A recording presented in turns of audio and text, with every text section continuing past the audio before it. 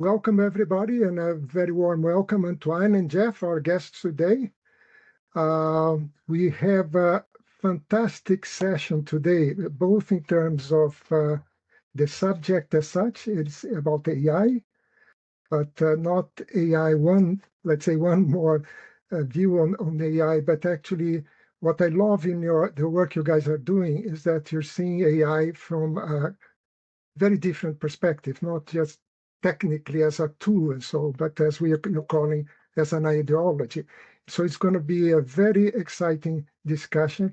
What I like specifically is how you see, I haven't seen this before actually, the possibilities that we have, as this is a major paradigm shift, right, for society, not only a technology, is the possibility that us as individuals in communities to have a say, right?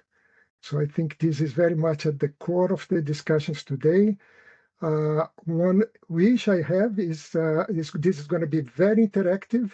I hope you have seen the tool, being able to interact with the questions, vote, and so on and so forth, even before. If you have not, they are in the chat, so you have the opportunity to continuously go in, vote, and put new questions. And of course, we can use the chat all the time, raise hands. And one wish I have, if we can, as much as possible, have the cameras on, because this, I think, will enhance a lot the discussions, as it's going to be so much interactive. And I know that you, Antoine and Jeff, are as excited as we are to learn from the questions and from the audience, right? So without further ado, I would like to leave the word to you, Antoine, and maybe you can present yourself, and Jeff also, and let's get started. But before that, our moderators then today, Kazi and Bjorn, will be helping with the questions in the chat. Did we forget anything? Not for the moment. I will No? remind later on the rules when we Very start good. the discussion.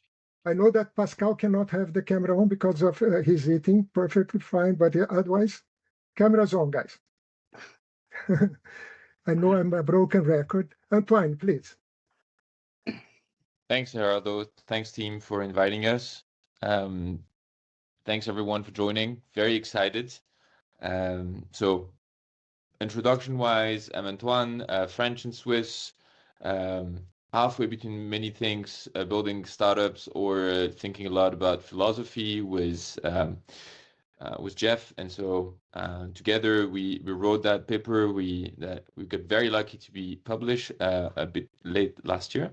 And so looking forward to discuss and share with you what we've learned on that path. Jeff, you want to introduce yourself? Yes, so happy to meet all of you. Today, so I'm Jeff. In my regular life, I'm a business executive in the technology sector. Spent most of my career in the Far East, but I'm now sitting in Europe. And very early on, as we were in the final stages of the industrial era, I started to think also with others about, what should the new era look like? Because at that time I was very concerned, and I'm still quite concerned, that we would carry over legacy concepts and structures into a new paradigm, because we've done so in the past every time when we switched paradigms from the agricultural era into the industrial era. And it always caused a lot of human suffering and human pain. On the positive end, every paradigm shift does give us the space to have a relook at how we coexist and how we organize and how we communicate. I kind of, defined the start of the new era. I've always called it the information era, with the release of ChatGPT in 2022. It's a very artificial start. Of course, these things don't start a particular day. But AI, as we now have named it, does play a very important role. But it's very important, I think, to when we go into the conversation today, that we don't think of AI as just another tool, another technology, that we take it a broader view, and that we will see the conversation that we have today as part of this extremely important discourse about what should our world look like as we move into this new paradigm. Because the responsibility for that is not with any particular person, it's with everyone, all 7 billion of us. And if we don't have that discourse, of course, not all 7 billion are able to participate, but if we don't have that discourse and we take ideas, structures, concepts, rules, unquestioned from the old era into the new, history tells us that it can be very painful. So that's a little bit of my background. And thanks, Jeff. And I guess that's a great introduction for us, for me to just be a bit explicit about how we want to do that session.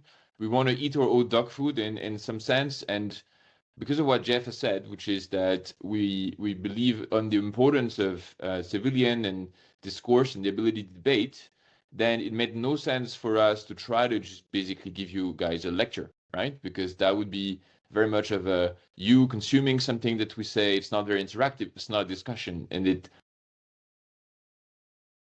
is not necessarily the best way for all of us to walk away from here with thinking maybe a little bit differently, or even hopefully doing things a little bit differently in terms of discussing and assessing whether the world at large, or specifically AI connected topics, are aligned with your expectations or your values, right? So as such, we will not have slides, and we will try not to speak for too long at a time.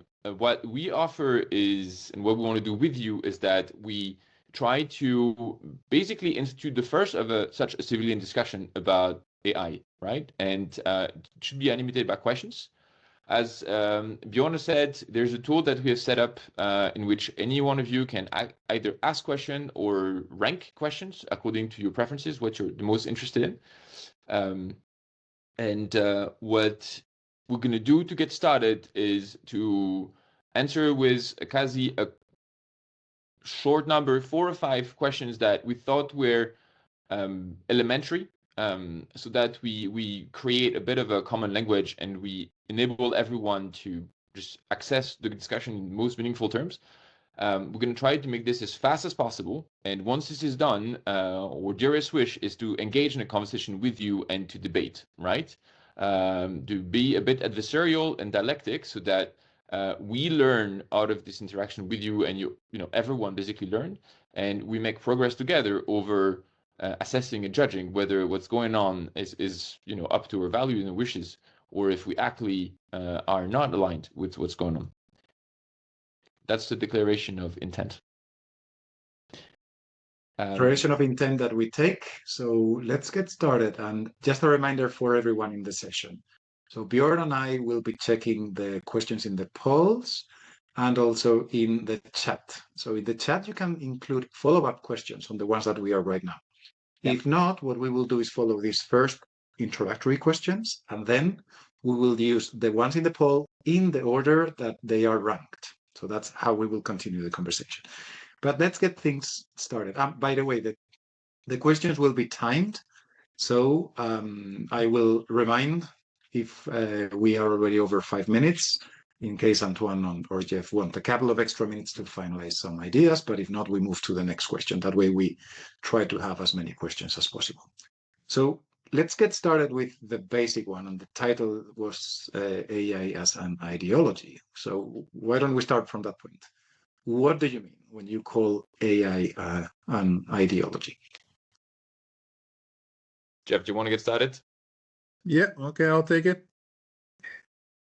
Like I said in the brief introduction, in the conversation we have today, we shouldn't be considering AI as a confined technology.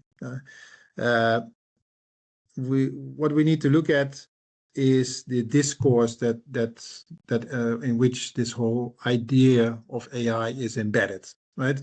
The assumptions that guide its development, the future it proposes to us, and the way it shapes our perception of things.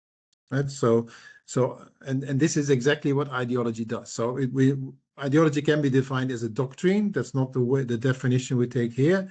We take ideology as something that shapes your perception, that proposes a certain future, and that imposes, if you wish, certain assumptions. That's why we have placed this AI as an ideology. And to add on to this thing for everyone, it's we didn't start the conversation with ideology in mind. It emerged a little bit out of recognizing that AI simply doesn't fit the bill of a tool or like a technical thing. It's just way too big in its influence, as an object in our daily life, right? As such, it's a bit everywhere. It touches everywhere. It's very hard to define. But what we realized was, if we got back to the definition of a political ideology, is that AI does help to look at the present. It does help to look at certain futures, and it does kind of propose a way to get from the present to the future. And that is, in certain cycles, the definition of a political ideology. And so as such, it inspired us to say, well, maybe ideology is an interesting metaphor in comparison for AI to reflect how important and ever pervasive it is in our daily life, right? And not get confined into just technology. I think the other thing we can add onto this is how ideologically rich the AI project is and the AI objects are, right? And how influenced by other ideologies, and how a lot of subcurrent were actually there. And it sort of got us a sense of, what feels important with AI here is that it's way too big. It cannot be reduced. Actually, it's an interesting metaphor. And it helps us to realize that we have many different dimensions and many different ways we can consider it. Like the technical part is one, but the social part of it is also one. The philosophical part of it, the future definition of it is also all valid. And the likely conclusion is that if we want to assess the impact of this on our daily lives as citizens, we have to take all the dimensions in consideration, not just a technical side or even just a subset of that. So you're talking about this present, future, these assumptions, and that could be that perhaps every use of AI is an ideology, but you have specifically talked about three ideologies hidden inside of AI. So which are these three, or why do you move towards three? Yeah, so basically we looked at three areas of ideology in relation to AI. Yeah, one is inevitability, right? So here AI is framed as something that's autonomous, it's unstoppable, which has a consequence that it kind of depoliticizes scrutiny, because we have to move, we have to be fast, etc., etc.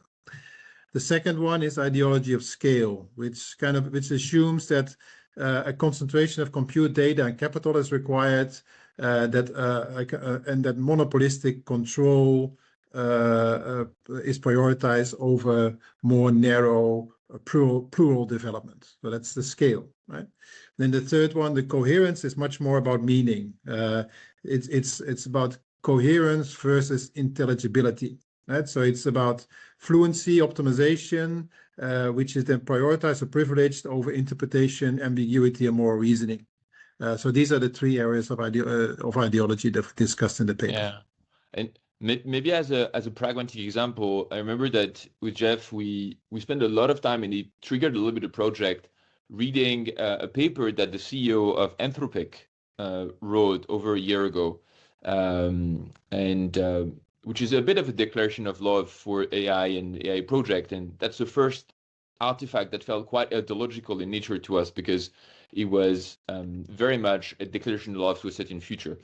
And to be very precise, one thing which was interesting was about the claim that AI would soon be able to cure all illnesses, right? So there's like a super AI. I don't remember the preferred moniker for like this super thing that this person specifically uses, But basically, his claim was like, at some point, super AI would be able to cure all illnesses. But what struck us is that by saying this, and in the rest of the text, he basically said that you could find a universal cure worldwide for any illness.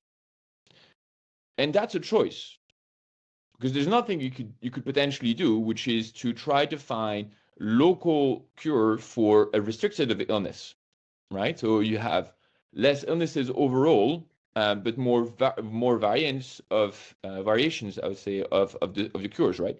But yet, like, clearly his mindset was towards, no, like, it makes sense and it's suitable to have a worldwide cure for any illness that appears. And we found that that was quite ideological to an extent, or at least it was a very strong point of view, right? Because it's considered as understood and not debatable that the best things are global and worldwide, right? And like local variations are maybe not desirable. And that got us to discuss about ideology of scale, because it essentially reminded us intellectual and mental models about essentially the idea of you always will win if you do things at scale. Make sense, Kazi? That's as a practical example, right, of how things can get a bit illogical. Jeff, do you want to add on to this? No, I think it's quite comprehensive. And we can explore later on these three ideologies. Yeah. Where do they take us, and how can we combine or not them? So let's continue with this first set of questions to set the ground. We will come back to the poll questions later on, and I see some of the questions in the chat now very related to those. So we'll come back to those. But you're talking about AI as ideology, the three ideologies hidden, but someone is selling AI just as a tool. So why isn't just a tool? Yeah, exactly, and that's one of the vital risks, I guess, that we are highlighting. Both Antoine and myself come out of a technology product background, right? So we know how technology is marketed, and that makes us a little bit apprehensive of big kind of bucket terminology like AI, or in the recent past, cloud, right?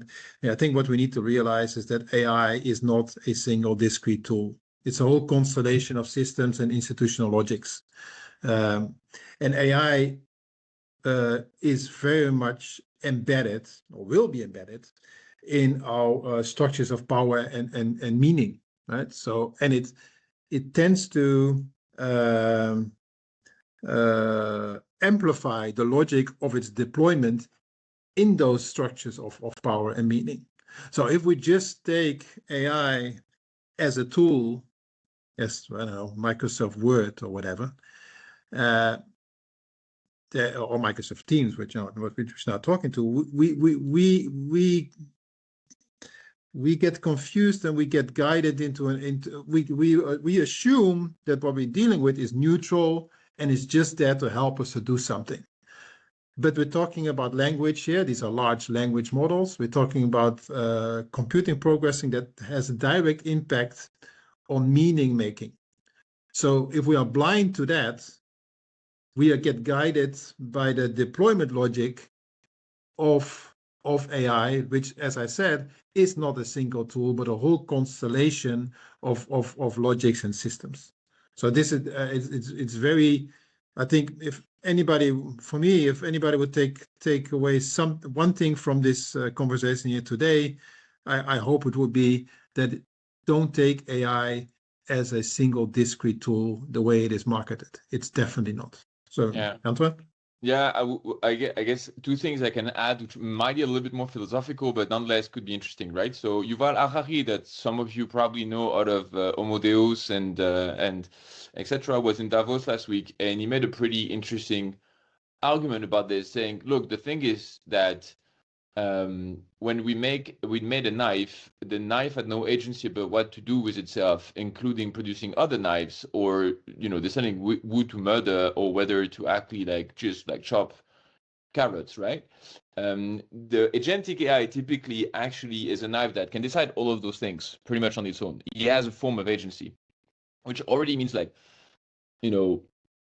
the problem is the tool thing is to say it's a different type of tool, but I think it's a pretty graphic example of saying like it's much more than what we commonly refer to as a tool. The next thing we can say, which is a bit more maybe abstract, because Jeff and I spent a lot of time in Asia, we're a bit influenced by this, and we recognize also that in the West, we tend to have a very strict separation between the subject and the object, and in this case, like the human and the tool. And we tend to fall into consideration that we influence the tool, but the tool doesn't influence us, right? This has actually been long disproven, and if you go to the other side of the Asian continent, it makes zero sense because, in other conception of the word, like everything is circular and connected, and it goes both ways. And so the idea here is to say, why is AI not a tool also, is that even in the Western side, where we sort of wanted to believe that the tool was never influencing us, now we can't but accept that the tool is having a very disproportionate influence into how we behave, right? And this is actually nothing new. Like, this whole social media topic has probably already been made that thing very clear. But another way to just look at why is AI not just a tool is that the tool as understood within a Western context of something inert that has zero power on you and on your behavior is completely past, right? We are being shaped. We shape the tools as much as they shape us. And as Jeff said, when it comes to AI, it doesn't shape what we do or how we live. It shapes how we talk and how we think, right? Which is the sort of the most intrusive, I would say, and powerful dimension of what makes us human and what makes us citizens, etc. So as such, the tooling thing is, like the tip of the iceberg in no sense or not. So it's in a way it's symbiotic. So, and I think when we go further down into the conversation today, I think that's another topic to think about. I mean, we going into another thing that is really different in this era of information era, this AI era, is that now the tool between quotes is no longer just a dumb tool that we use to do something. It actually is a partner. And it's a partner that evolves, that gets better and better at what it does. Which means that if you're in any partnership that you can imagine, human to human, in this case, human machine, both parties need to consider, what is my stake in this partnership? What is my agency in this partnership? And what is the value that I bring into this partnership? So in that sense, also AI is not just a simple tool. It's an evolving, capable system that is very good, in certain things. Bring cohesion, in precision, in speed.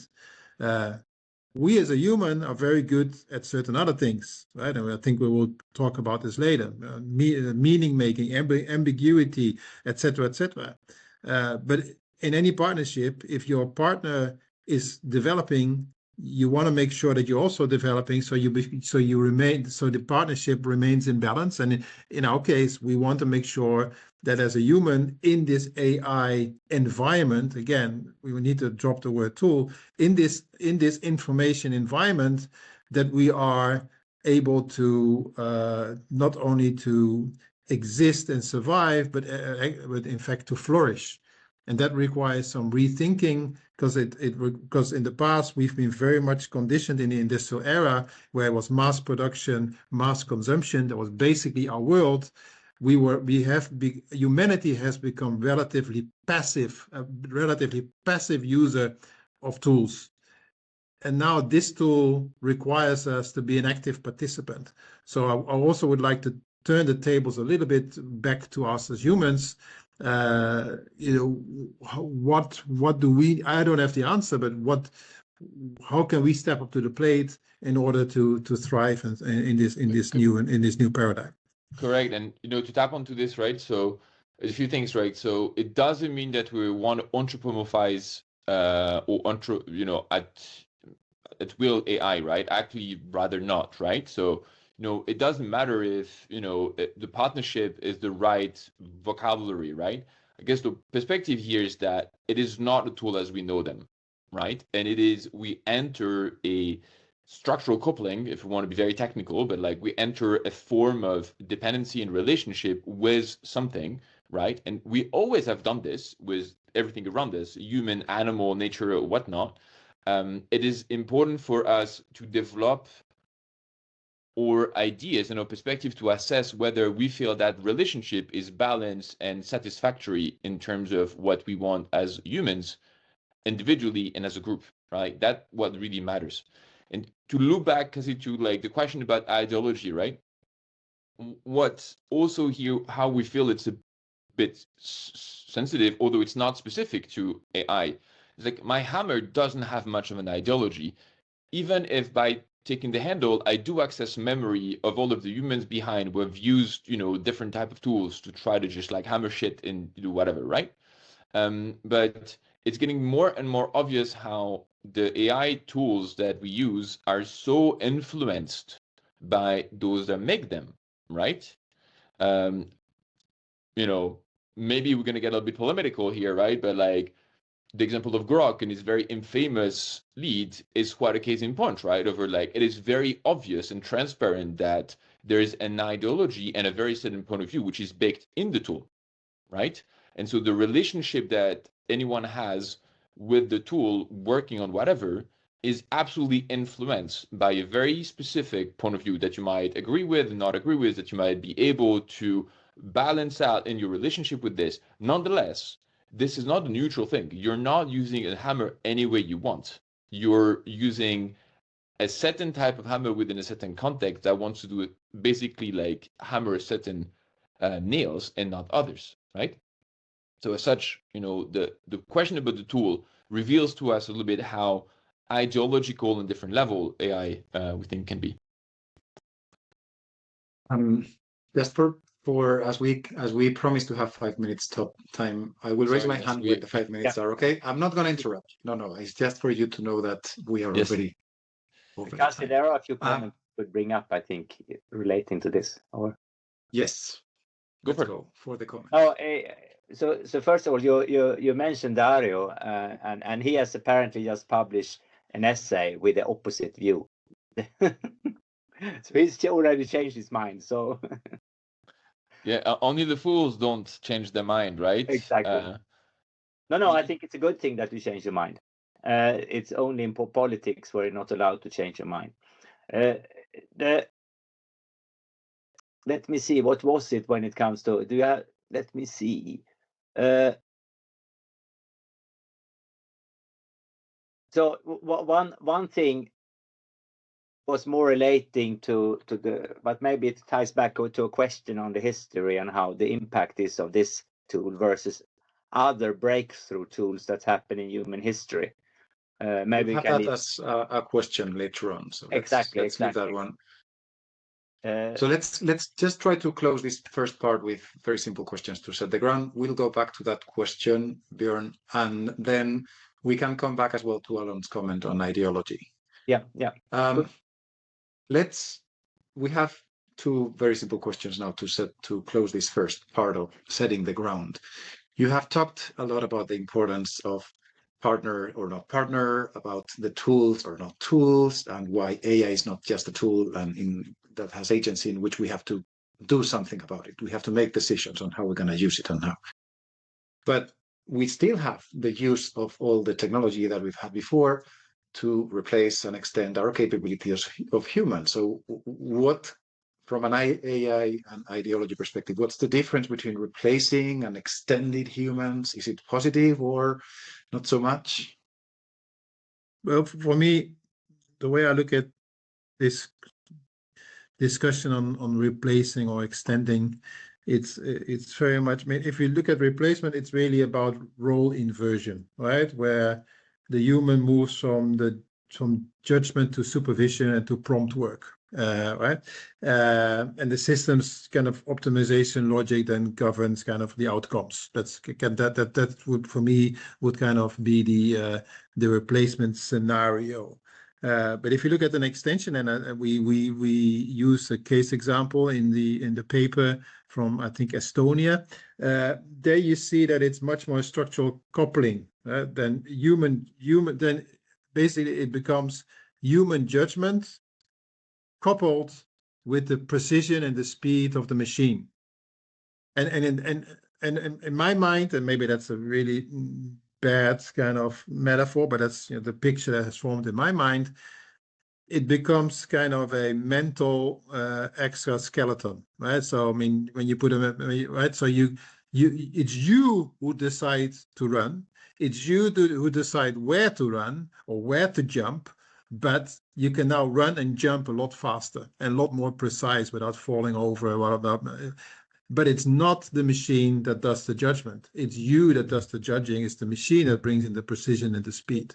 While in a replacement scenario, it's you who just query it, and the machine, you let the machine make the judgment. And that's, as we, know all the way back from the Socratic conversations, it requires us to actually be quite knowledgeable and not just let ourselves be able to challenge the machine, to be able so that the machine helps us think better rather than that we just prompt the machine to let it think. Right. So that's the way I kind of look at it. And to offer, like, there is a maybe funny metaphor that was gifted to me a couple of years ago that explicit this, is to say, there's a choice between Iron Man and Terminator, essentially, right? Iron Man is exactly augmentation, cobotics, extension, right? So it makes a human, and even a human who's physically impaired, right, actually like a lot more powerful on so many levels. Well, Terminator basically replaces, right? And the question I would want here is to say, like, is it, what's different? Is it good or bad? I think what animates us a lot is like, what for? What for do we want to replace, or do we want to augment, right? And it's a really, really important question, because, in terms of practical application of AI technologies within the workplace, we hear about this all the time, about like, job replacement and productivity. And the question is like, what for, right? Are we trying to do things better, or are we trying to do a 80%, 80-20 version of what we do, just fully automated because we think it's going to be cheaper, right? And this is where there is like a real question about like, what is the project? And we believe there is a choice here, right? It's a choice to direct those innovations and direct those technologies towards augmenting people and then getting them to save time to do something else, right? Versus getting the company to save time overall to fire some, right? And so it's impossible almost to answer the question about like, whether it's good or not. What's important is what is our opinion about the workplace or society as a whole in the future? Like, what is it that we want to do? Do we want to regress towards essentially only having access to what is automatable because it's supposed to be cheap, because it's supposed to be robots? Or do we want to keep on having access to uniquely complex, ambiguous, qualitative type of task, which are then made available because the brunt of the repeatable work is done by machine? In both cases, you have augmentation and replacement, but they're roadmapped, if we want, in very different terms, because they have different final objectives.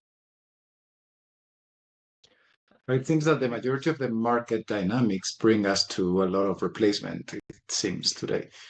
So last question of this block. Do you have proof if anyone is doing AI differently? So, well, but we've put a few cases in the paper. I think in Taiwan, I think there was one in Barcelona. I mentioned the one in Estonia. So that's more on an institutional level. There's quite there's some data coming out about how AI or Gen AI or LLMs are actually being used. And you can see on the kind of typical distribution, let's say on the far end of the typical distribution, you see this already. And I think a lot more people would be capable of using it in this way already once they've been made aware of it. I think many people who are well informed and are able to operate in the way that we describe are still carrying forward some of the logics of the old era. I mean, I know that a lot of people are using somebody. I think I don't know who it was. Maybe one of the people here named Gen AI as Google on steroids. Well, it's not, right? It's not a search engine on steroids, but many people are using it in that way, right? And then you get into this kind of almost into this virtual possible replacement scenario where you are basically just doing the prompts and let the machine do the judgments. So the technology, if you wish, is already to a degree capable. It's just us who need to start redefining our role into this and disconnect ourselves a little bit from where we are, from where we were, which is extremely difficult because we are, animals of habit. We are, all of us, and we are conditioned by the previous environment. We adapt to environment. We don't adapt very fast. I mean, that's a big thing as well. I mean, the technology and capital moves fast, but humans need time to adapt. Human institutions need time to adapt.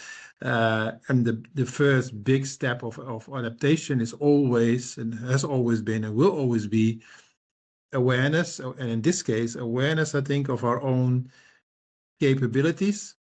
I've got one thing that may be a little bit controversial, and I was trying to look up some data, but I can't reach it that fast enough. I mean, for instance, one thing that is also, in my view, a outdated structure, an outdated idea that we're bringing forward is the idea of what is human intelligence. We've defined human intelligence I think in the early 20th century with the idea of IQ. IQ is not a lot more than who is qualified to become an engineer, right? So because these are all the skills that you need to be an engineer. So if you have high IQ, you have the basic capabilities to be an excellent engineer, right?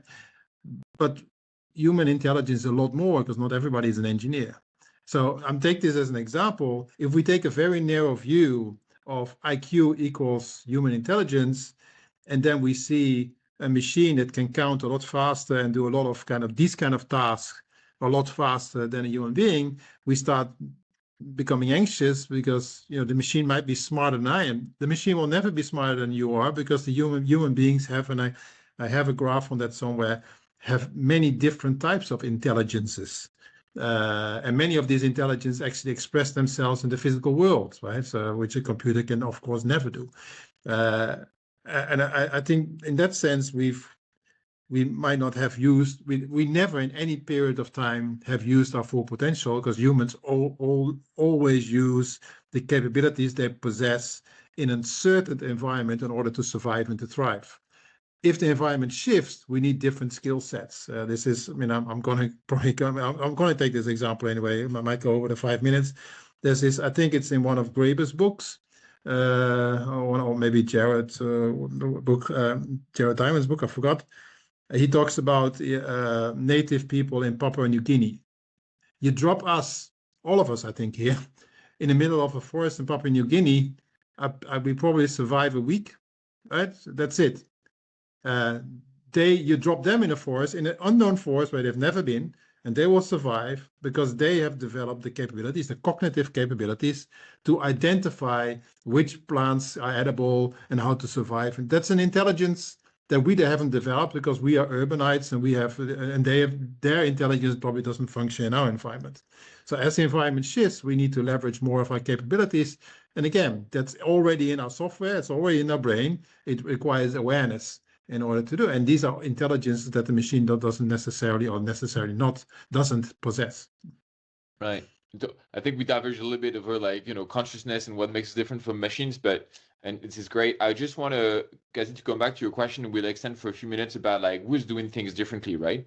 I think, there's a lot of different examples that are worthwhile quoting, on different levels, right? So one example that I like quoting, because in the West it's a bit less known, is about, very stupidly, maybe what is the necessary condition for a generative AI system to be commercialized in China. There's a difference versus European standard, which is that you have to declare your training data. And I know it sounds maybe a bit tedious, but it's a massive difference, right? Because it means you cannot actually push something without declaring what it's been trained on. And it basically obliges you also to basically declare how it's been trained, right? And this already is a huge, it's a very big variance in the ideological and the transparency of the tool, right? Versus even an European thing where you have to declare certain things, but not, and not to talk to certain American models where it's a complete black box, right? And it exists. You have in Switzerland, you have a not really state-sponsored, but university-based LLM has been built on local languages. Now, the question is, people are critical of this, saying like, oh yeah, but it's not as great, which is just another question about like who's doing differently AI, which is what is good enough, right? There's, I think, something that it's important for us to bring about, which is, I think we think is a bit ideological also, is everyone gets a little bit taken into that race where everyone is supposed to have to be very enthusiastic about the latest models, right?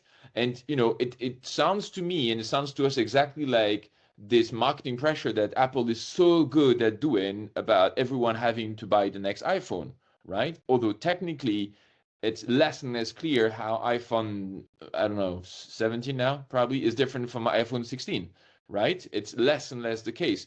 And in AI, it's less and less the case as well.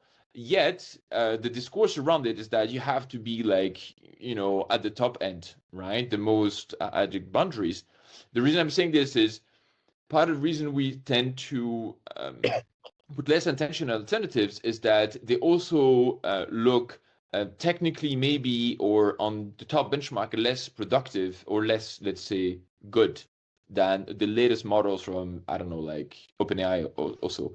But if we look at them from a pure productive matter, saying like, well, like if they're better than the ChatGPT of last year, that's probably still vastly enough for 90% of the population to do incredible things, right?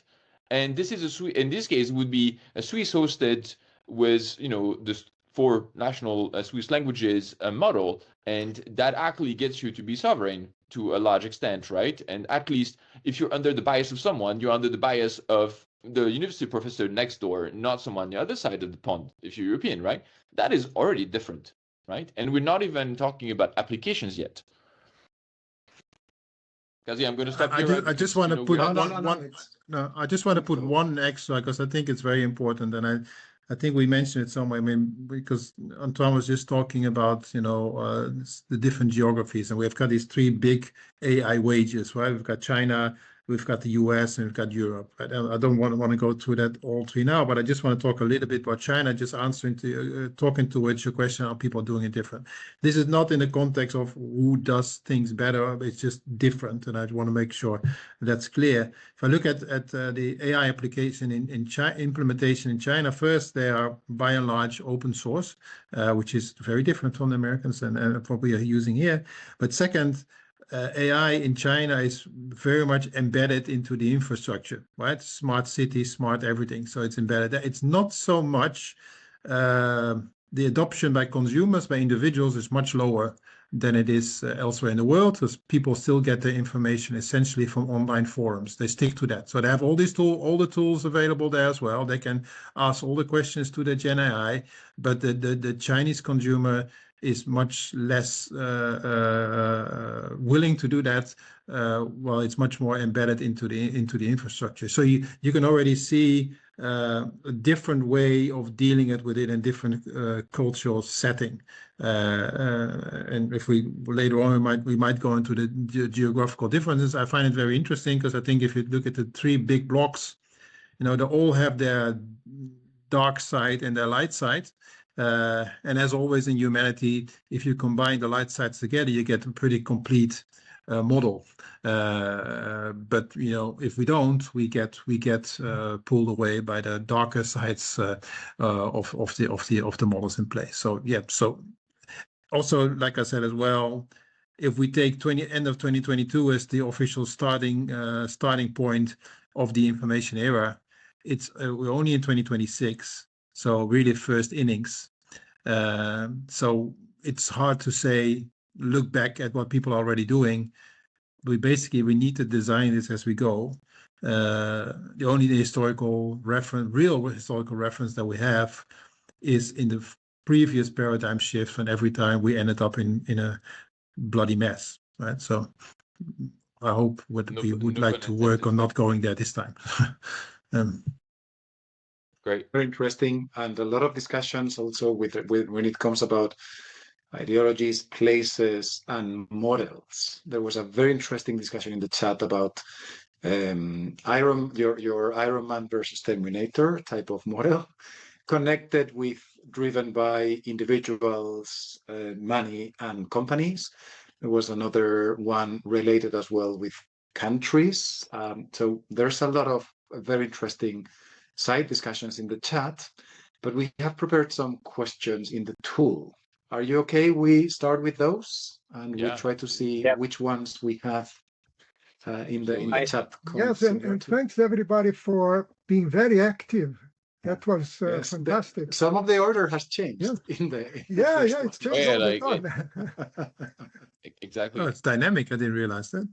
Exactly. Yeah, no, it's live, so we can be taken down. You can continue to lobby and vote on your favorite ones. And some of these questions have already been part of the discussion in the chat. Yeah. So it's So let's start with the first one. Are you okay with that? Sure. I think that it was Adriano who posted this one online. Adriano? Adriano, you got the first one. That was me. But go for it. Yeah, but you might want to add something on it.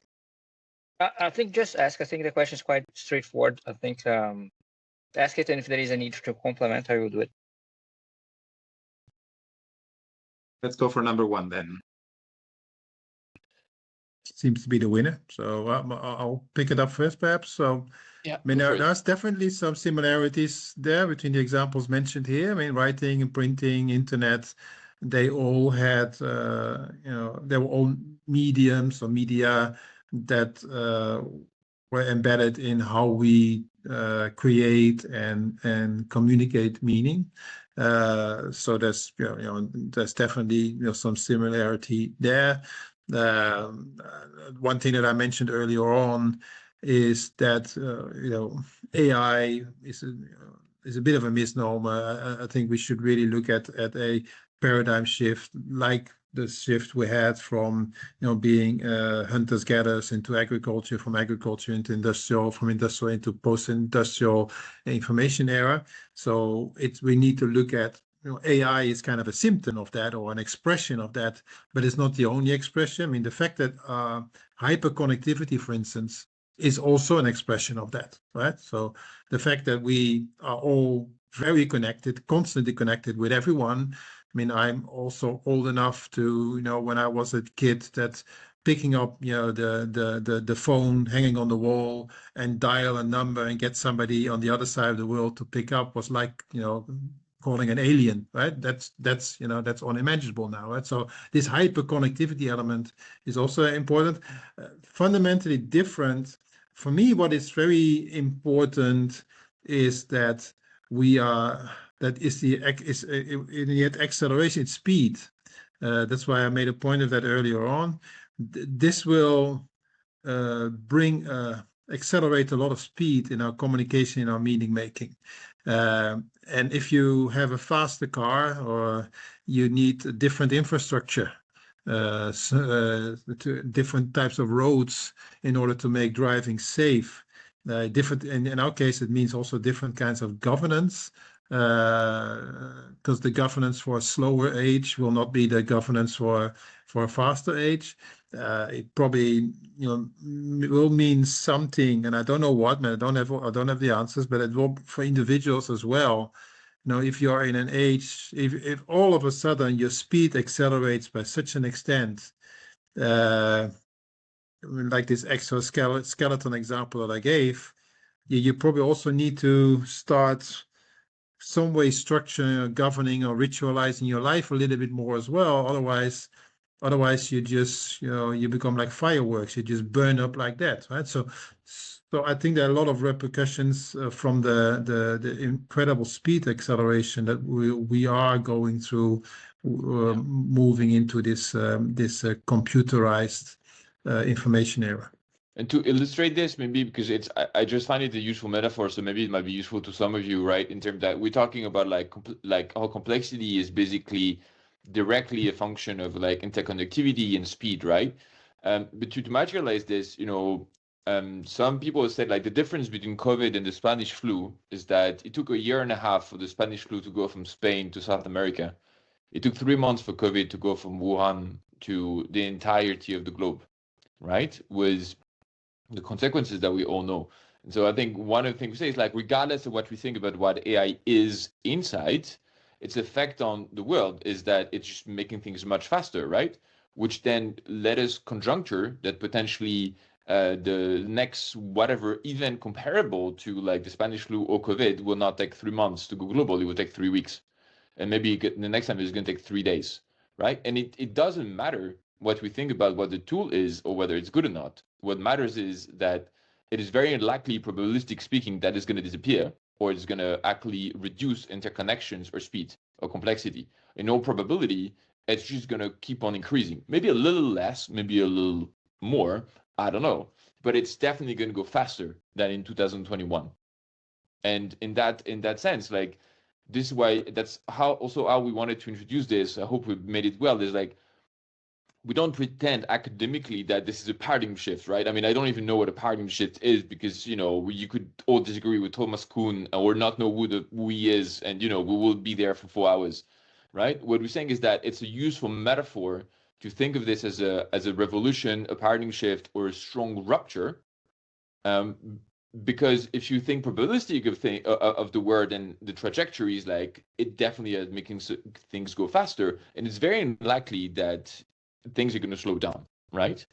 The other thing that we can add on to like what makes it a little bit different probably is language, right? I mean, we're social beings, right? And communication and language is a very, very fundamental tool, resource, whatever process that we have to do everything about our life. This is how we trust people. This is how we learn, right? And this is typically how we learn useful stuff, right? And now there's an order of magnitude into like generative AI since like 3 years into its common of language and how truth seeming can be or trust inducing can be versus anything else that we had before, right? And this is so important to us, right? Because it means that through those tools we could trust the wrong thing, right? But it sounds true. And as such, that's another reason why, again, it feeds into saying like, well, it's probably useful to see it as very, very, very different. And yeah, I don't like, I see like messages popping. So Kasi, Bjorn, let us know, like maybe we cut here and we. No, we can cut here because you were jumping into the next question. Okay. But at the same time, there's a very interesting comment from Alan talking about the way that AI is trying to be to reduce through technology the complexity of human and our inherent complexity, which brings us to number 2 pretty well. Mm-hmm. In which ways it's gonna substitute real human things like language. You talked about language. You talked about this. We have talked about this complexity. In which ways AI can take the place of human-to-human interaction. Could I add to that, because I did the question and I tried to add an edit as well. There is many of us listened to Nate Hagen, and I was quite influenced by one quite recently, and there was a comment there that, and a parallel to social media, which, I mean, we know already has caught our attention. We spend more and more time on social media instead of the danger with AI. Is that it might capture our affection as well. And if you combine affection and attention, that means that you actually prefer chatting with your AI to have a human interaction. And this is already happening, as a matter of fact. So as a little bit risk aware, maybe I would say that if we have our best friend is our AI chatbot, haven't we gotten a little bit too far on what should we do about it? Yeah, very sycophantic. No, I think the risk is very shared. I tend to refer to this, and we tend to like, so Declare, I think we would probably tend to be quite on the left of some things for some of you, right? And Jeff mentioned David Graeber, which is hardly the most right-leaning person that ever walked this planet. But so Bjorn, what you've talked like reminded me of like what the Marxists call alienation, right? And yes. What's interesting is that so there's a thinker in France called Bernard Stiegler that was talking about alienation. He also had the technical term which is absolutely impossible to pronounce. I'm not going to try. But what he was saying is that the industrial era basically alienated workers by sort of taking the know-how from them, right?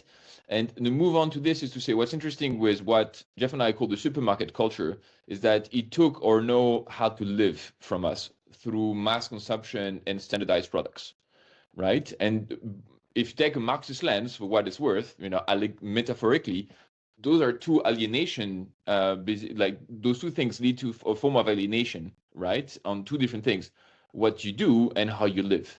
And so another reason for me to be very worried, and that goes into what you're saying, Bjorn, is if you think about it, then AI is taking away how you think, right? So it's another vector of alienation on how you think, right?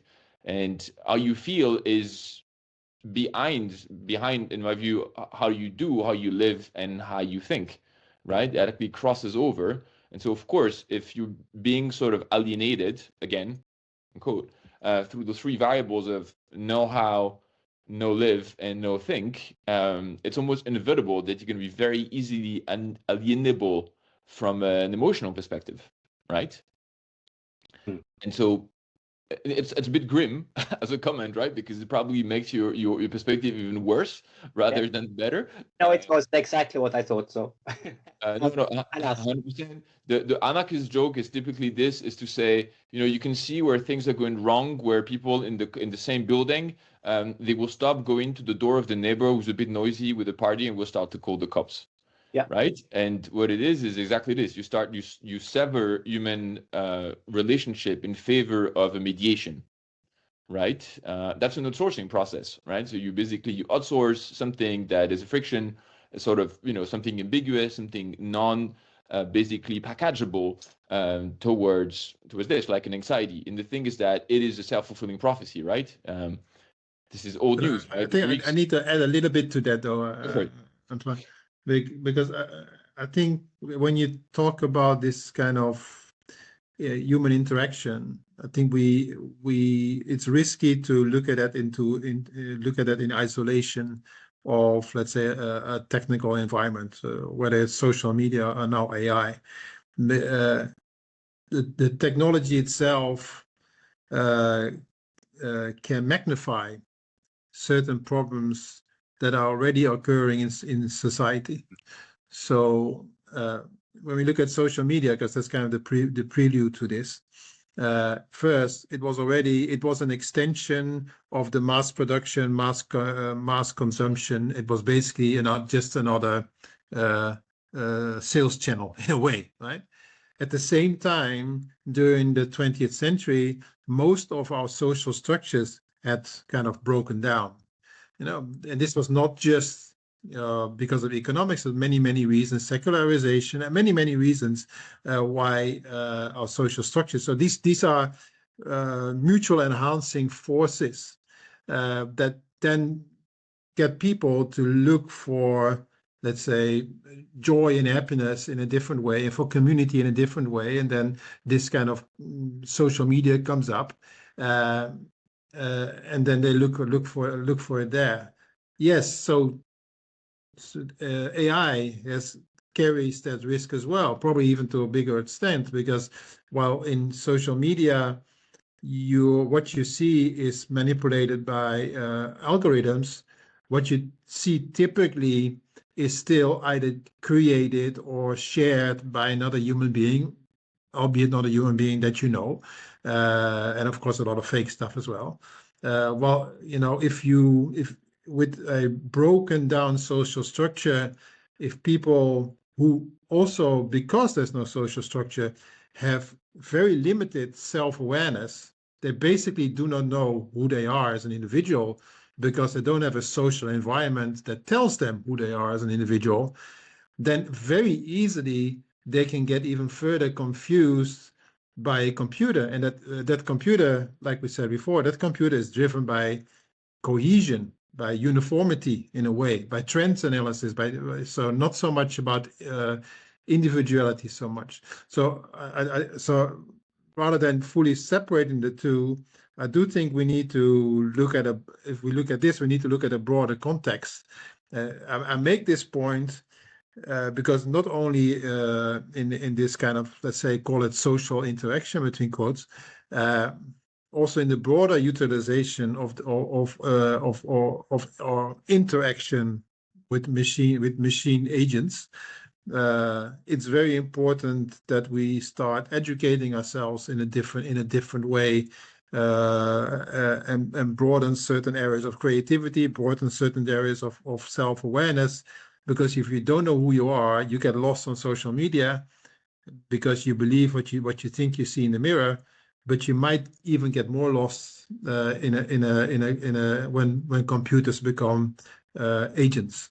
So yeah, that risk is there, but it's actually again an expression of what we are trying to highlight in this paper, that what could be really bad could also be extremely good.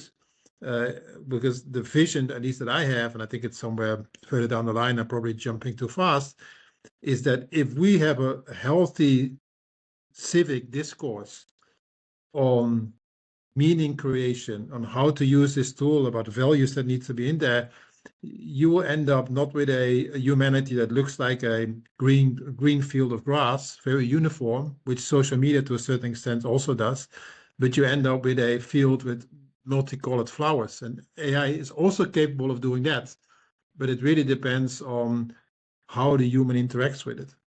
Correct. If for those who are familiar with this, with Audrey Tang and her crew, right? And it's a pre-generative, it's a pre-ChatGPT instance, even if I'm not mistaken, or like very, very early. They had put together. You have to explain who Audrey Tang is, because maybe not everybody's Okay, so for those who've never met, Audrey Tang is the special digital ambassador of the Republic of Taiwan, and who has also been the digital minister for almost 10 years, between 2014 and 2023, I think. She's a very interesting persona to pursue for a lot of things, right? And one of the things that's interesting is that she put in place a lot of really software products in society in Taiwan on behalf of the government, and she can boast truthfully to have reduced polarization within that society. So one thing that she's done, which is a case in point, is it was really important to have civilian chambers of discussion for big social problems. The example she takes usually is when Uber came in Taiwan, and society was divided over what to do with it. Ban it, license it, let it go, whatever, right? And one thing they did, which is a case of what Jeff has said, right, is they created like this massive Zoom call with like hundreds of people, and they divided into basically sub rooms, and it was mediated by an AI. And it was incredibly productive because the mediation was very purposefully engineered towards making sure that the big talker like me don't take too much space, making sure that the people that are maybe a bit more either shy or either would be a bit more reflexive and need a good solid 5 seconds of before the next actually are given that space, right? And there's a completely AI, and so if you want machine mediated deliberation process, and there is very happy to share, there's papers showing how successful that has been, and that is like a true political social example of this, of AI being, you can regress and fall into talking to AI because there's less friction, it's more coherent, it's more sycophantic, right? It tells you what you want to hear. But it can also be engineered to essentially make difficult conversation amongst humans, which is the most beautiful thing, even more beautiful in a sense, not less difficult, but actually go further, right? And not stop as early, for instance. So hope this helps as a like pragmatic, practical example of things. Geraldo, I don't know if you want to say anything. Yes, I have. We have a lot of questions, but I saw a very good comment from YouTube that I think it would be good to bring up to give another perspective. Sorry for the cold call, Toby. but can you hear me? yes. Yes. Yeah, great. So the point about education, I think here, so it really stems from the earlier comment I made about adaptation. So I get a little triggered when people talk about how that there's some sort of rule that says that we tend to adapt more slowly than our technology. I mean, I think you have to unpack that a little bit. It's the technology never evolves faster than the human because it's still made by them. What can happen though is that if the technology is made by really brilliant people, there's going to be a lot of people a little further down the line, and that's where the problem starts. Not that the technology has but I don't want to end up sounding like some silly tech bro. The important thing is that we want to try and adapt. I mean, that has to be a precondition for avoiding the fail state, our own adaptation. And I know that what I use these tools to do is to have it explain things to me. That's really so there's a risk, obviously, that it explains hallucinatory content, but the true advantage of it is that you can get it to go off and check things for you as well and prove through its checks that what it's saying is veridical and truthful. Now, those two things in combination, that it can take over this task of carrying out the checks and the checks and adding the tallies to work out what's most likely to be true and what's most likely to be false. The fact that it can do it so efficiently and just with you and it in a conversation, this is the thing that will rescue us and that will ensure that we can keep up with the technology. But I mean, that's really, I'm just throwing that idea in there. I have no idea how this audience will react to that point, but that is for me the only thing it's good for. I mean, explaining and having us adapt faster. Yeah, I agree, by the way, on your point that technology, of course, emerge. I mean, there's no such thing as the human and technology. These are not separated. Technology comes from us. And but in a way, we also come from technology, because technology emerges from our humanity. But then again, it alters our environment, and that requires us to alter again. And so it's kind of back and forth. But there is a bit of a latency there, right? So because from the typical technology adoption curve that we all know, we know that when something comes out, not the whole humanity kind of goes and adapts to that straight away. It takes time, and some people never adapt or adapt in the wrong way. That is not particularly beneficial to their well-being. So that's why I was making the point that technology is fast, humanity might not, but not. I wasn't trying to separate the two. But I think you were referring very much to the technology. I think, at least if I hear it correctly, as the new environment that we're in as a different means of creating meaning and of interpretation. And that's, I think, one of our points that we are trying to make as well, that in the end, the interpretation or the judgment or the creation of meaning, that's what we do as humans. That's basically that's the core of being human, I think. And we shouldn't be, but it requires skill, right? I mean, everything that we do as human requires skill. You need to learn to think, right? So we're all born with a brain, but it takes effort to learn to think. You need to actually be taught that. You can teach it yourself, but you do need to learn to think. If I just take it as another example, so you need to be able to learn to question. You need to learn to use the new environment to create meaning and to communicate that meaning and to build common meaning, shared meaning.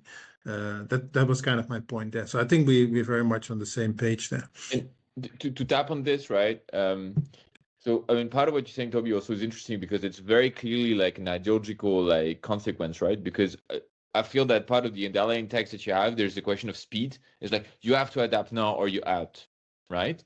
Because to make things in order, you're making a point which is about the demography of adoption, saying like the fact that it can be used amazingly doesn't mean that a vast majority of the population or the significant whatever majority of the population will use it magnificently. And then if there is like strong disparity demographically speaking of a usage, then what does it mean, right? And it's totally true.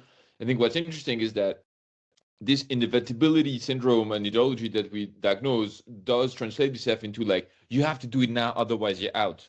And one thing that as a citizen we can do, I think that I would sort of urge everyone here to do, say like, no, there's no urge. Like this is marketing, right?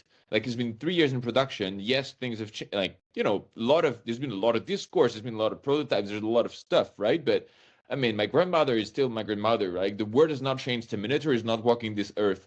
Like, you know, no, like a lot of it is an ideological or, you know, almost propagandist sort of discourse, because obviously it sort of works, right? It's a snowball of like, you know, urgency, like it's basically fake urgency and time scarcity, right? So clearly it's something that we can resist, saying like, wait, why do I have to sort of like jump on like Claude Code now, or Claude Skills or whatever? Like, why now? On the flip side, two things about adoption that I find interesting is, if you look at like the rapidity of adoption of AI, like the stats that we get, right, for what they're worth, I mean, I'm not sure anything has been adopted that fast in human history in those numbers, right? So also like, and this is pretty positive, right? In a sense, like, you know, it sounds like for whichever reason, people are actually jumping at the bandwagon. But I think that speaks to the fact that it coming back to the question of whether we'll be left behind and so on. I think it does speak to the fact that the technology is very usable and that we are very much able to adapt to it. Exactly, right. And we have this sort of, you know, and the other thing that I would say is that we also have those fears because of acceleration, etc., which are legit. That, you know, what is going to be the emergent property of this mass utilization, right? And essentially, that's also part of the ideological thing, right? Where there's this sort of like doomy, you know, ragdoll of like, well, you know, at some point it's going to go rogue and kill us all with like nano whatever, right? But essentially, this is just like one emergent scenario, but we're afraid of all of the emergent scenarios. I mean, if you think of it for a second, like most white people are very much afraid of like Chinese or Indians sort of like all of a sudden starting to just be really wildly out there in an unpredictable emergent thing. This is also scary to them to an extent. It's just lumped into this sort of like weird thing, right? So we have this weird relationship with this, and that's very ideological to us. That's like, you know, we're projecting futures, they're being instrumentalized, or they're very, very active. They're very instrumental into how you live in the present, right? But nonetheless, as a, you know, I wanted to just bring things down to a very practical example of how things can be done, which might be useful for everyone. So it's within Claude Code, but there's something very interesting that shows how easy it can be, which is called Ask User Question. It's a very simple feature. What it will do, if for any one of you that might use Claude Code, is that it will ask clarifying questions, which are just like very logical, rational ways of just challenging whatever you've asked, right? And you can do that in a loop, right? And this is not perfect, but it is very simple, and actually LLMs do that pretty well, right? Because this is just like coherent logic, right? It's not going to go outside of the box, but it's going to ask you a question, but do you mean A or B? Do you want this or that? You know, have you taken the decision already or not? Do you want scenarios? And those are all clarifying questions. And what we're talking about here is critical sense, broadly, right? And what we're saying is that we need critical sense, otherwise, like, we're doomed. And this is a very good example, in my opinion, or at least a very simple and a good feature of actually putting that into a system. And there's no technical difficulty to put that anywhere. Any of you that is actually building stuff can build that feature like in the next 2 hours, right? And then here you have it. You've built a critical sense strengthening feature by default into your LLM. Sorry, yes, because I think we way past, right? Yeah, we are a little bit way past, but let's try to continue a little bit more, which brings us to question number 3. I don't know if the owner of this question is in the meeting, but I think that it brings us very well some of the things that you have put together before, your different views from Western and Eastern cultures, the inevitability, scale, and coherence. And now suddenly we have to say something about that. So what should a citizen assembly on AI actually decide? I look at this question not so much from a purely, let's say, institutional perspective. I think the prescription, if you wish, that we envision is civic rather than technical. So it has to do with interrogation of legitimacy criteria, for instance, or refusing kind of the depoliticizing of certain in this kind of ideology of inevitability, where we say, no, we can't have a conversation because we have to move. It's about demanding transparency and accountability, especially also where decisions and values are hidden in algorithms, and they're absolutely there. You cannot not have values in language. It doesn't exist, right?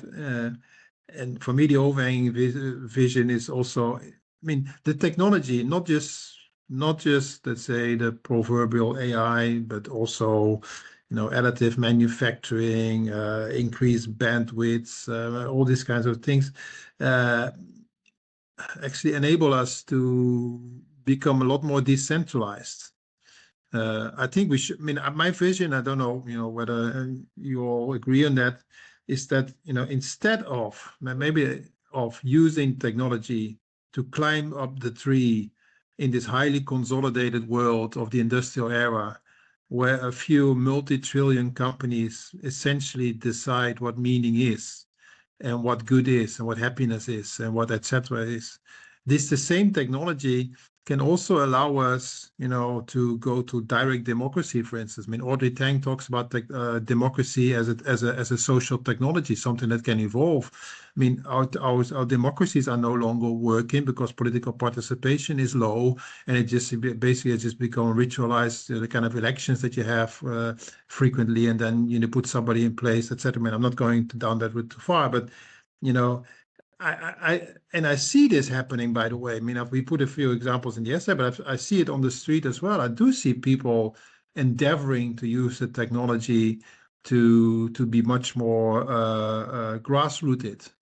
I do believe that, and that's, I think, one of the closing phrases that we put in the essay, that the future of the information era should not be decided in corporate boardrooms or by executive teams or even by political committees. They should be. This is about meaning. It should be decided in classrooms, in libraries, in civic communities, like the community we have here today. That's where it should be decided, and we can, because we have the technology. I don't know where we're all sitting here today. We're probably all sitting in different continents and different countries. We are talking, we are creating meaning, and we are kind of creating a vision, each individually from us, and we are able to take that and do something with it. So why would we want to settle for this overhanging kind of Apple iPhone kind of conversation? There's only one phone and only one phone is right. Only one Gen I is good, and let's chase for the new model and just pay a little bit more for it. There's no need. What the technology enables in that direction, it also enables in the other direction. But corporations that are driven by return on capital and that are putting billions and billions of capital in place want to have users and want to have active users, but that might not be what we as civilians need. We as civilians, we just need proper tools that allow us to thrive and be happy in our local communities. And these local communities might not be geographical bound. They could be cross geography. They could be, this could be interest groups. It doesn't really matter. But that's not what currently this whole information era is driven towards, because it's still driven by industrial era principles. And that doesn't need to be. Yeah. So to just maybe another angle to this, right, to answer that question, if you remember what we said earlier about Dario and the vaccines and the cure for the illness, right? So essentially, if you follow that logic, it would entail that the vision that we would suggest, or evocatively, mean that at a community level, you probably would have your own LLM, right?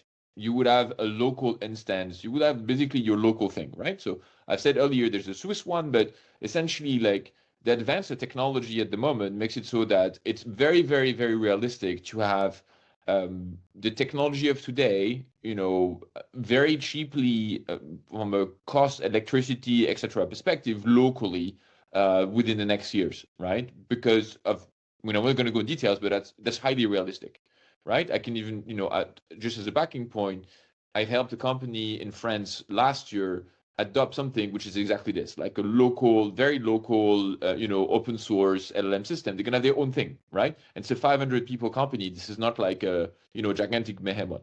If you follow that logic, there is something in a company like Anthropic, you have a bunch of people like AI ethicists and other glorified, Mexican generals, and they do something called alignment, right? And they do evals in alignment. And we're not going to go in technicalities, but metaphorically speaking, what is this? This is ethics, right? They're assessing whether the performance, like the behavior of the tool, is aligned to a certain set of values, which in my view is one way, very simplified, to do ethics, right? Like, is it aligned with what we expect?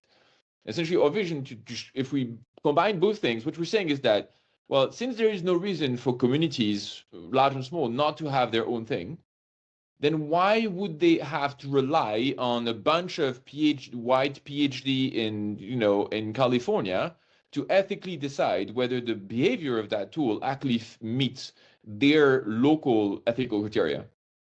There's no reason to do this.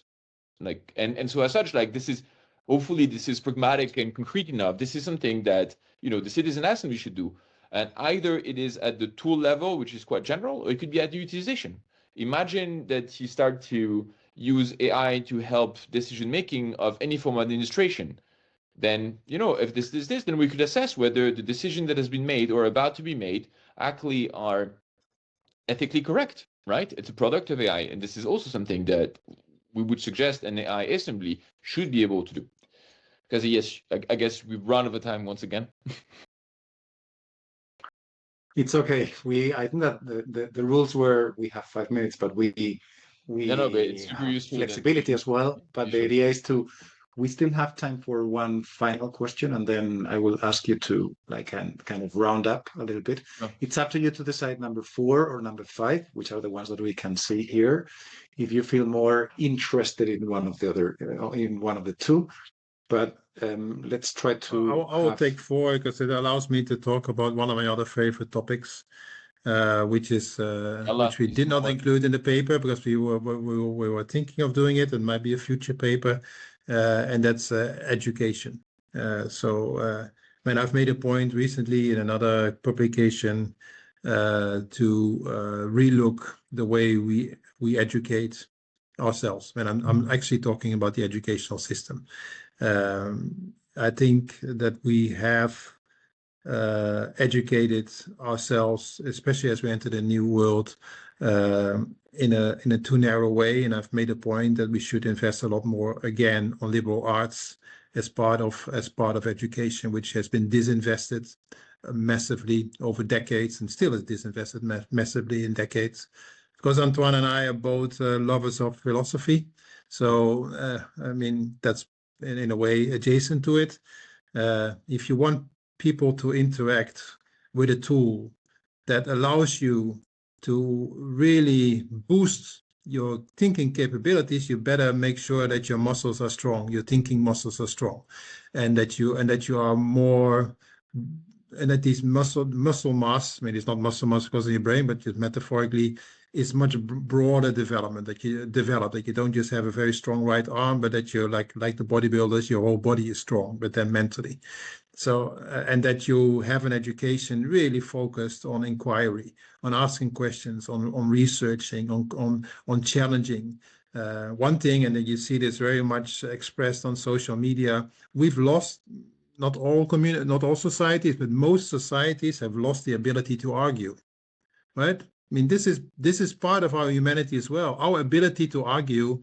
As I'm saying this, our cats are running around me arguing as well. So I'm not saying that other animals don't argue. They do, but that's part of. We actually create meaning through argument, through being in disagreement, right? If we do that in a proper way, it's extremely enriching. I forgot how to do that. So I want to answer this point 4 question on, yes, this risk is there, and I think it can be massively mitigated by relooking at how we educate more. Also, I think we need a lot more experiential education. Allow students, and students can be of any age, students to actually learn while doing, so that they can recreate these collaboration skills and these challenging skills and these thinking skills and these questioning skills and asking for transparency and trying to find truth, and discovering who they are themselves within this structure. So I think, again, we cannot look at a tool in isolation.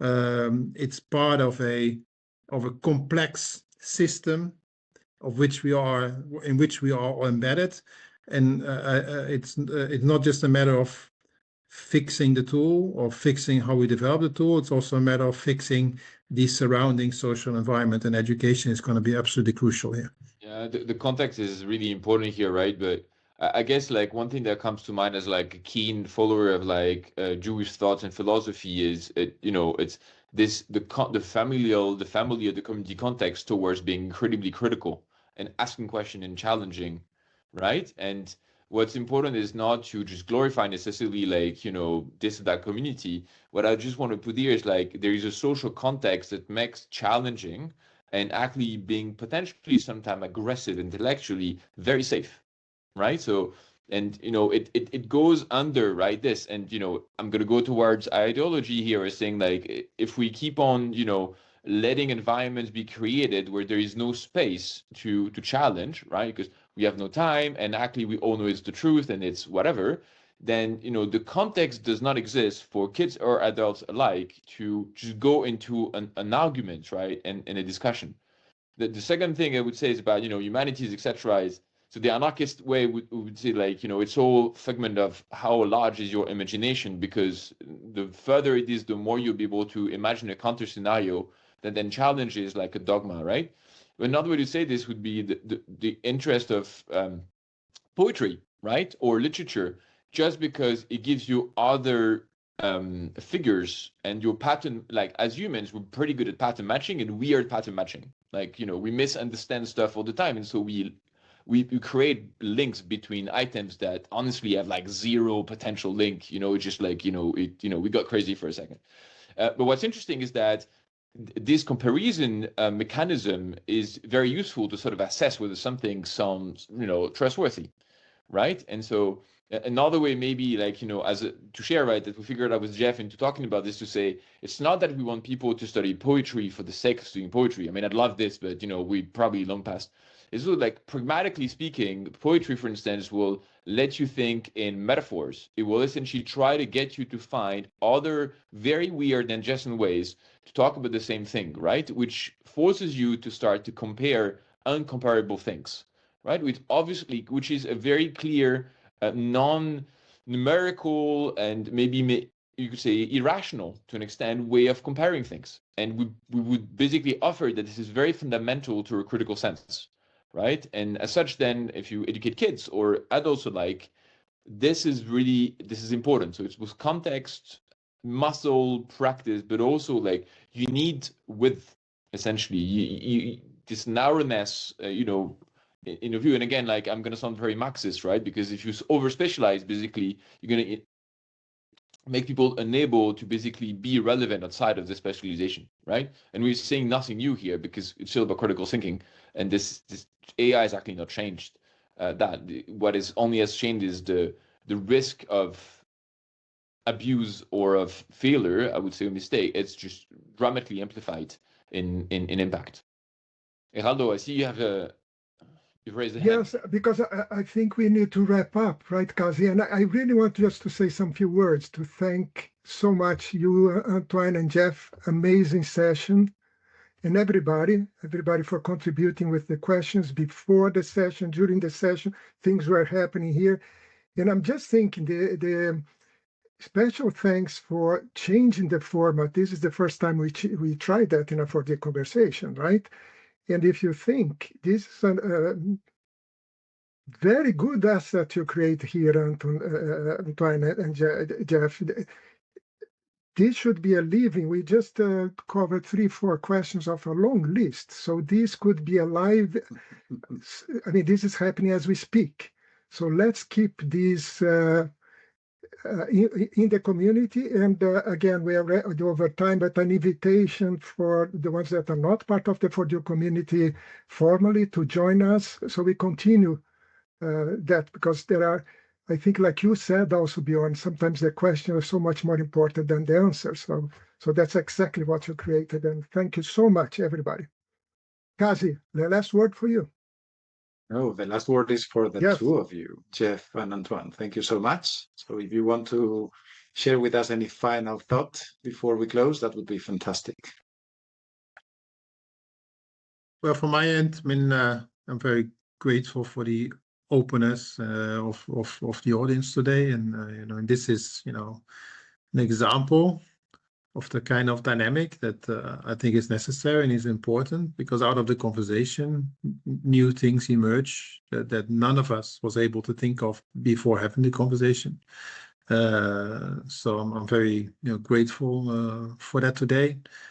Second point that was on my mind was when I was crossing a bridge yesterday or something, and much of our infrastructure is so unbelievably ugly, and it's not very conducive to communal life. And I was thinking about a bridge in a book by a Serbian writer, where an old bridge where a lot of community life took place. Because in the past, when we had a very slow society, the engineers had the bandwidth and the time to not just to build something functional, but also something beautiful and contributing to communal life. I hope now that in the information era, with all the technology we're having, and not just computer algorithms, but there's a whole lot of other technology online and coming online, that again we will start creating the space for people to not just create functionality, but also to create beauty and create stuff that actually encourages us to start interacting with each other again. That's, besides this whole plurality vision that I have in my mind, that's the other big vision that I have in my mind. I would say elegance rather than beautiful, but we're not going to be current words. You're French. Yes, obviously. No, I mean, on my end, I would just it's going to sound probably idealistic, but I just basically wish that this is the first of many, many dialogues, and that at some point, some of us realize that they're exactly the same sort of dialogues happening, and we have no idea who those people are, because that's basically the intention, right? Of having those things and creating, if I dare say, a sort of common sense that, I know that you guys know that I know that that something else is possible. And that there's no such thing as inevitable speed or inevitable, control taking or terminators. It doesn't stand, right? And it's actually rather easy, maybe sometimes funny, to just say that it's not happening, right? And saying that's not happening, in my view, just making sure that more people realize they're not the only one thinking this is a bit strange, has so much power, right? Because this is common sense is what is needed. And I'm gonna, of course, quote Steven Pinker, as Alan said, common sense is necessary for cooperation. And we talk about alienation, right? Alienation is gonna go towards competition. If, AI or not, we basically want to be able to cooperate. At least this is what Jeff and I stands for. And for this, we need a form of common sense. And the bit of common sense we pledge for here is to say, we can do beautiful things with those AI things. And the so-called American marketing is very, very far from being the only immutable and inevitable scenario. That's pretty much that. Thank you so much. And I think that they deserve a big round of applause from us digitally and physically. Yes. Thank you so much for this fantastic conversation. It will be very fun to see how AI makes sense of it, especially because we didn't share the actual questions you were responding. So it will be fun to see. Thanks a lot, everyone. Thanks, everyone. Although I don't know. Thank you. Thank you. Thank you.